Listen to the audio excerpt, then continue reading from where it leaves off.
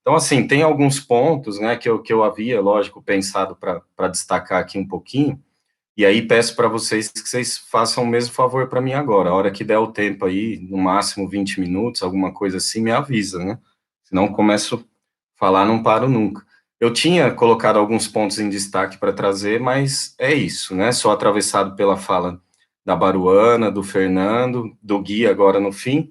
Então, até alterei os destaques que eu gostaria de fazer e vou pegar, acho que alguns pontos aí que tem um eixo contínuo com o que todos trouxeram. Acho que assim, em linhas gerais, a gente está falando de um mal-estar, né? E o que a gente está discutindo aqui, que muitas vezes acho que a própria participação do pessoal e as perguntas para poder nos motivando, além das problemáticas que a gente está um pouco mapeando, cartografando de alguma maneira aqui, mas da gente poder pensar mesmo o que a gente está falando disso, das brechas, essa possibilidade, enfim, trata-se de uma gestão do mal-estar, entendeu? Então, acho que a gente não pode, eu pelo menos não quero deixar de levar em consideração aqui o momento pandêmico mesmo, né? Então, ok, a gente considera aí as políticas e as práticas de entristecimento e mais um momento de isolamento agora, né? Eu fico pensando assim, questões que me ocorreram também por conta da fala de vocês, mas outras questões, sei lá, de âmbito clínico mesmo, né, de vivência, de estar aí no mundo atendendo, de estar em sala de aula, uma série de angústias, enfim, dessas preocupações que todos nós mencionamos até esse momento aqui da nossa live, né, elas, algumas delas acho que são produzidas a partir desse momento, sei lá, são dados qualitativos, né, não são quantitativos, mas muitas delas, né, são potencializadas nesse momento. Então, assim, de fato, parece que pesa muito isso, né, todo esse tempo que a gente está falando aqui, mesmo a gente tentando buscar essas linhas de fuga, né, de saúde mental, de produção de potência de vida, mas a todo momento, né, de fato, fica um panorama pesado mesmo, como a Beth colocou agora, um pouquinho na fala dela, na participação dela, de que, assim, parece que a gente está num desamparo, assim, que quase não há saída, né? Então, acho assim, pegar um gancho, né, do que o Gui falou, também se estiver errado já no que a minha própria memória, né, pode deformar o que vocês falaram, isso acontece, mas, assim, também concordo lembrança aí da musicalidade da população negra tal, porque eu ia até falar da capoeira mesmo, isso já estava aqui nas minhas anotações, né? Então, acho assim, a criação, e aí estou falando aqui, criação não é para fins de produção mesmo, de circulação comercial, mas eu acho também importante que as nossas criações circulem nesse momento, né? Então, vocês me lembram de falar um pouco disso. Eu não estou falando, né, dessa obrigação da produção mesmo, como o Guilherme falou, mas como possibilidade de criação para respiração psíquica, né, para produção de gozo, né. É incrível. Bom, também tem isso, as políticas ou as práticas de enfraquecimento, né, acho que de fato convém nós falarmos em práticas mesmo, porque não é de ordem só estatal ou de tempos de governo, né, mas de práticas que se acumulam ao longo do tempo e da própria, por parte dos sujeitos e da própria sociedade também. Criar, até do ponto de vista psíquico mesmo, sei que se a gente pegar a questão da sublimação mais conceitual, e não serei aqui nesse momento, né, porque a proposta não é essa, sei que a gente pode pensar um pouco individualmente em capacidade criativa, né, do ato criativo, e, enfim, isso tem a ver lá com os tempos primórdios da Constituição psíquica, né, o que mais ou menos, e isso não é fechado, mas o que mais ou menos, né, dispõe aí uma pessoa para uma certa facilidade dos caminhos sublimatórios, ou na medida em que esses caminhos, ou seja, então, do ato criativo, são mais truncados ou não. Mas, porém, é isso, a nossa subjetividade, ela não é fechada, né, o inconsciente, ele não está, como alguns pensam, né, apesar da gente poder pensar nesse viés mais intrapsíquico, mas o inconsciente nosso, ele não nos pertence tanto assim quanto a gente pensa, né. O inconsciente é o outro, ponto, acabou, entendeu? É a cultura, né?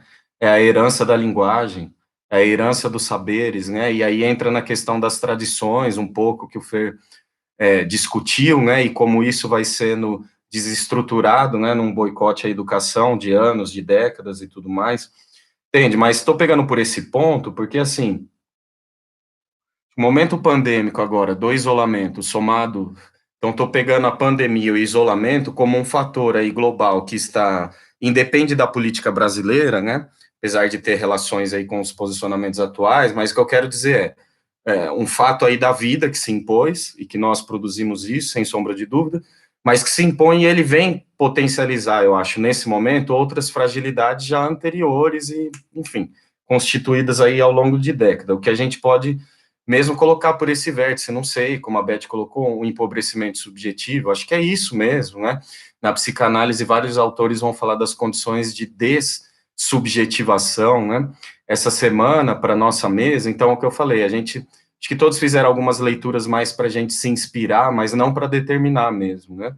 Eu revisitei o Walter Benjamin, que é um autor que eu gosto bastante, entendeu? Da filosofia, né, alemã, ali no início do século XX, que ele problematiza aquela questão do empobrecimento da experiência, né? Acho que vocês devem ter tido contato um pouco com esse autor também, né?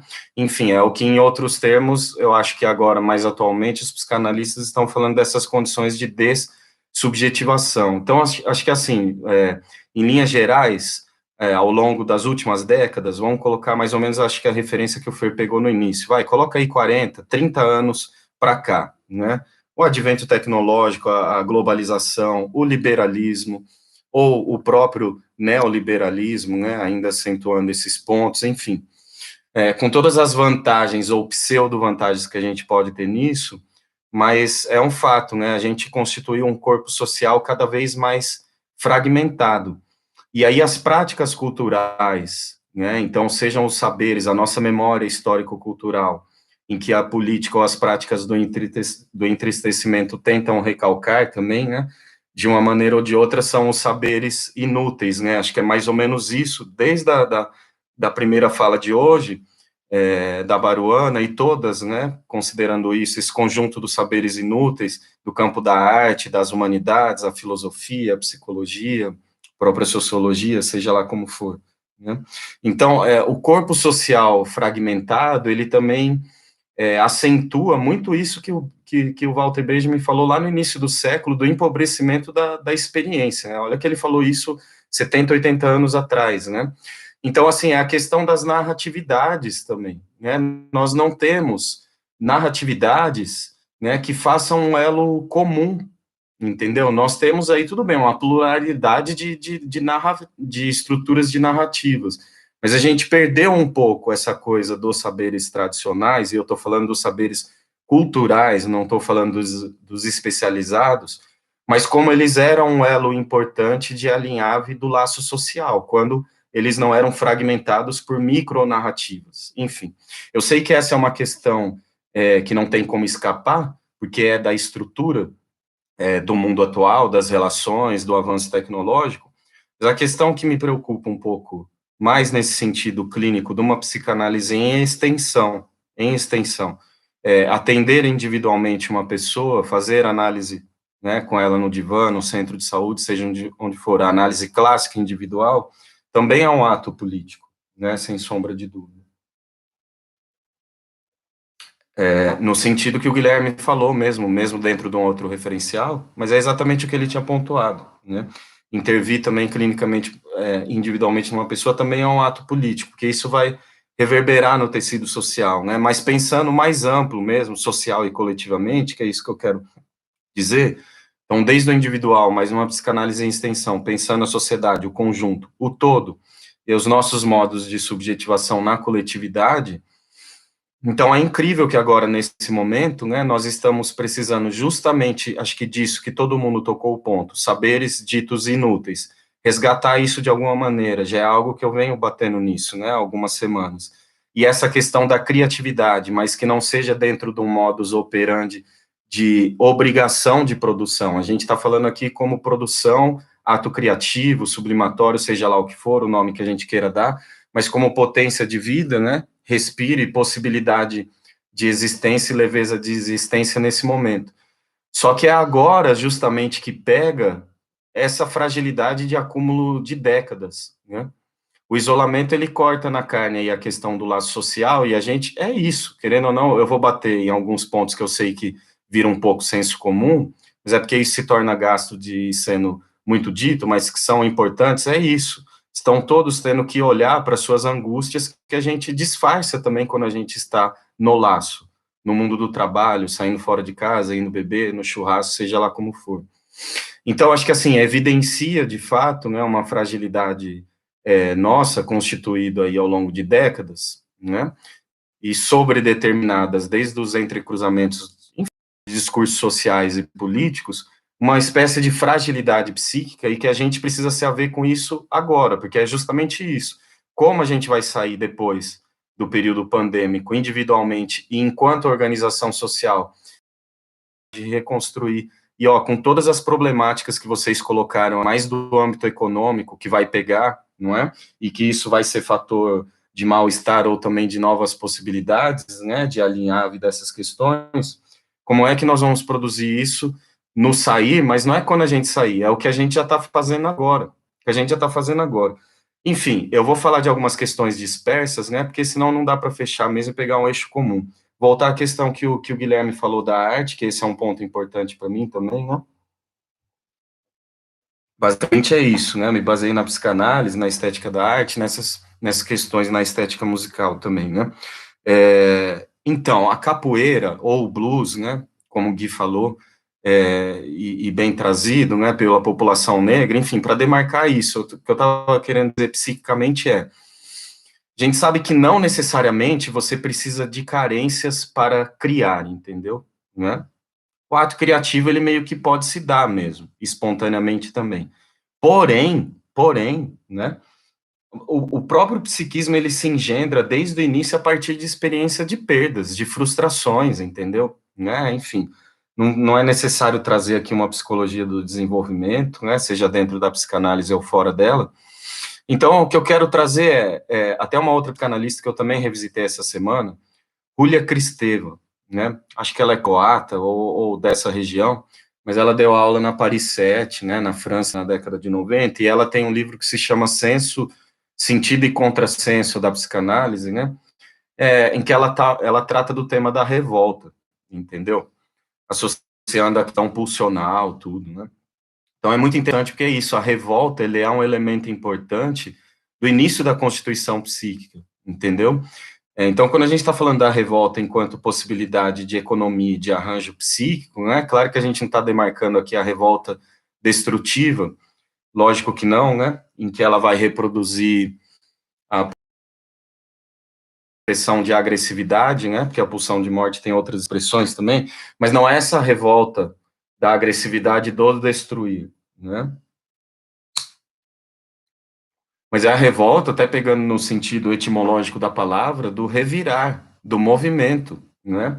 Então, sei lá, né, dentro das questões que eu estudo, é a revolta sublimada, entendeu? Então, por isso mesmo a importância da arte e do ato criativo nesse momento e em outros, porque mesmo fora da pandemia também, acho que o que está nos faltando, além de um senso de coletividade e de unidade, né, que a gente está difícil de saber como restabelecer, apesar das tentativas, apesar de é isso, né, pela organização e a luta das minorias, enfim, mas o instinto de revolta sublimada, eu acho que é isso que está enfraquecido. Quais são os caminhos que a gente tem, né? Então, eu acho que é isso. A arte e a criatividade, ela entra neste momento mais do que nunca como ponto central. A capoeira, o blues, nós estamos falando das minorias, né? Os escravos, né? Eles estavam lá e sofriam do banzo, né? A gente vai estudar a depressão, a melancolia, enfim, que é um tema que eu me dediquei bastante, me dedico, né? Então, vocês se lembram da questão do banzo?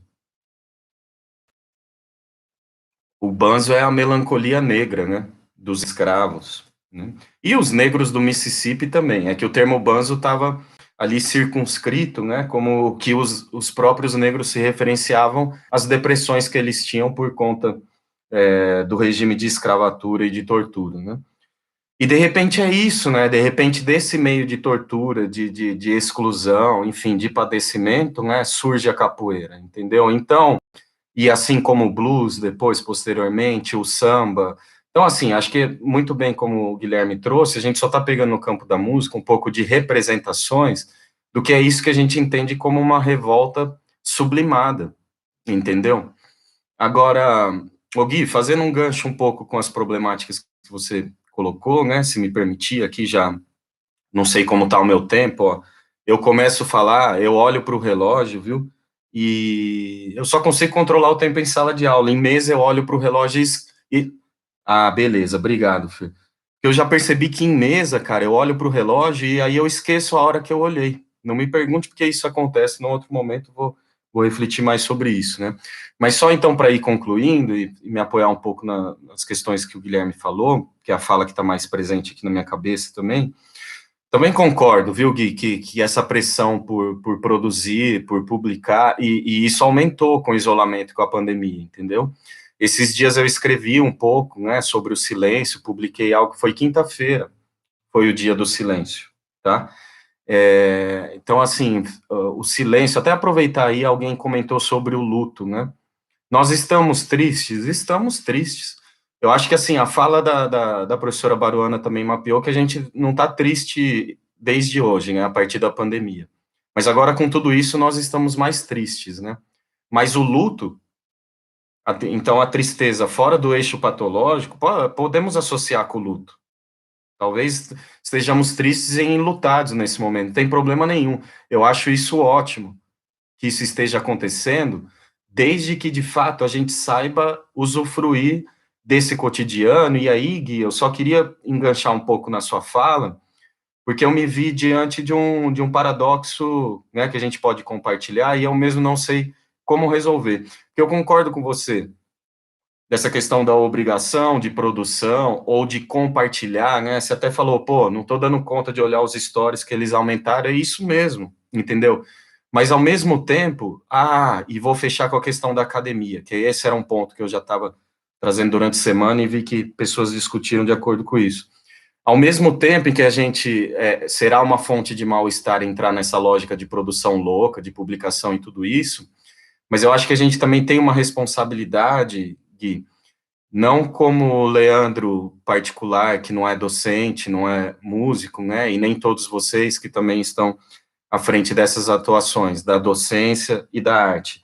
A gente tem que um pouco dinamizar isso, de ao mesmo tempo de não entrar no mal-estar da obrigação de produção, mas nessa produção que ela é potente para que a gente possa sim compartilhar isso, cara, porque este é o momento disso, né? E aí eu estou falando da possibilidade de, pela via do contágio dos saberes inúteis, e que isso envolve os saberes acadêmicos, mais ou menos na área que nós estamos, e também das nossas atividades criativas de outra alçada, que isso possa sim tocar o outro nesse momento.